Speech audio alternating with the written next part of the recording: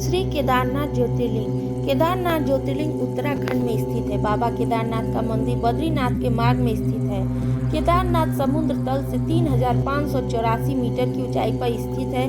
केदारनाथ का वर्णन स्कंद पुराण एवं शिव पुराण में भी मिलता है।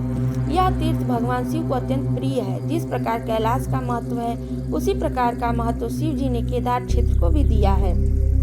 यह ज्योतिर्लिंग पर्वतराज हिमालय की केदार नामक चोटी पर स्थित है। पुराणों एवं शास्त्रों में श्री केदारेश्वर ज्योतिर्लिंग की महिमा का वर्णन बारंबार किया गया है। यहाँ की प्राकृतिक शोभा देखते ही बनती है।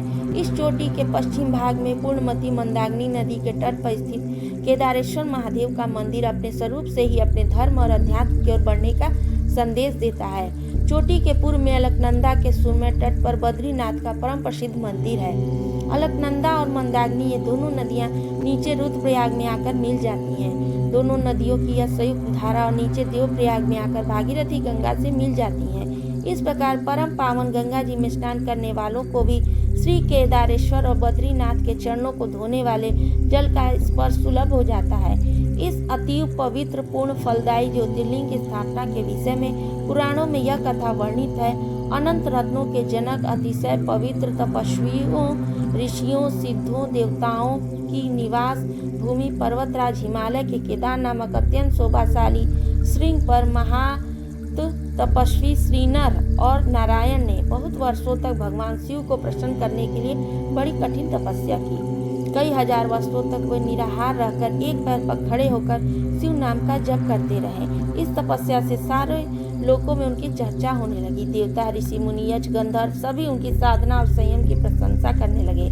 चराचर के पितामह ब्रह्मा जी और सबका पालन पोषण करने वाले भगवान विष्णु भी महा तपस्वी नर नारायण के तप की भूरी भूरी प्रशंसा करने लगे। अंत में भगवान शंकर जी भी उनकी इस कठिन साधना से प्रसन्न हो उठे। उन्होंने प्रत्यक्ष प्रकट होकर उन दोनों ऋषियों को दर्शन दिए। नर और नारायण ने भगवान भोलेनाथ के दर्शन से भाव विहल और आनंद विभोर होकर बहुत प्रकार की पवित्र स्तुतियों और मंत्रों से उनकी पूजा अर्चना की। भगवान शिव जी ने अत्यंत प्रसन्न होकर उनसे वर मांगने को कहा। भगवान शिव की यह बात सुनकर दोनों ऋषियों ने उनसे कहा, देवाधिदेव महादेव, यदि आप हम पर प्रसन्न हैं तो भक्तों के कल्याण हेतु आप सदा सर्वदा के लिए अपने स्वरूप को यहाँ स्थापित करने की कृपा करें। आपके यहाँ निवास करने से यह स्थान सभी प्रकार से अत्यंत पवित्र हो उठेगा। यहाँ आपका दर्शन पूजा करने वाले मनुष्यों को आपकी अविनाशिनी भक्ति प्राप्त हुआ करेगी। प्रभु, आप मनुष्यों के कल्याण और उनके उद्धार के लिए अपने स्वरूप को यहाँ स्थापित करने की हमारी प्रार्थना अवश्य ही स्वीकार करें। उनकी प्रार्थना सुनकर भगवान शिव ने ज्योतिर्लिंग के रूप में वहाँ वास करना स्वीकार किया। केदार नामक हिमालय श्रृंग पर स्थित होने के कारण इस ज्योतिर्लिंग को श्री केदारेश्वर ज्योतिर्लिंग के रूप में जाना जाता है।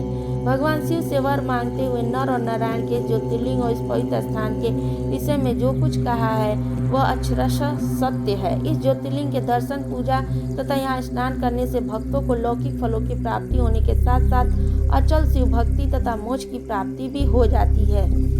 दोस्तों, यह वीडियो यहीं पर समाप्त होता है। अगर आपको ये वीडियो पसंद आया तो मेरे वीडियो को लाइक करें, शेयर करें, कमेंट बॉक्स में कमेंट करें और मेरे चैनल को सब्सक्राइब करना ना भूलें। हर हर महादेव।